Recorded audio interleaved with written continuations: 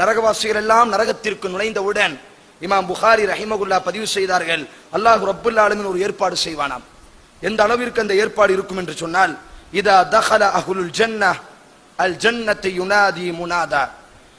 அல்லாஹ் ரப்புல் ஆலமீன் சொல்கிறான், அல்லாஹ் சொல்வதாக அல்லாஹ்வின் தூதர் கூறுகிறார்கள், வன் அபி சயீத் வ அபி ஹுரைரா ரலியல்லாஹு தஆலா அன்ஹு அன்ன ரசூலுல்லாஹி ஸல்லல்லாஹு அலைஹி வஸல்லம் இதா தஹல அஹ்லுல் ஜன்னஹ், சொர்க்கவாசிகள் சொர்க்கத்திற்குள் கால் வைத்து விட்டால், யுனாதி முனாதா, இப்பொழுது அந்த சொர்க்கத்திலிருந்து அல்லாஹ் ஒரு அழைப்பாளரை அழைப்பு கொடுப்பானாம். சொர்க்கவாசிகளே என்று அந்த அழைப்பாளர் அழைப்பு கொடுப்பார். இன்னலக்கும் அன் தஹ்யவ் ஃபல, அல்லாஹ்வின் தூதர் கூறினார்கள், சொர்க்கவாசிகள் சொர்க்கம் நுழைந்து விடுவார்கள், நரகவாசிகள் நரகம் நுழைந்து விடுவார்கள். இப்பொழுது அந்த சொர்க்கவாசிகளை இப்பொழுது ஒரு வானவர் அழைப்பு கொடுப்பார், யா அஹ்லல் ஜன்னah, சொர்க்கவாசிகளே. அதே போன்று நரகவாசிகளுக்கு அந்த நரகத்தின் காவலர் அழைப்பு கொடுப்பார், யா அஹ்லன் நார், நரகவாசிகளே என்பதாக ரெண்டு பக்கமும் அழைப்பு கொடுக்கப்படும்.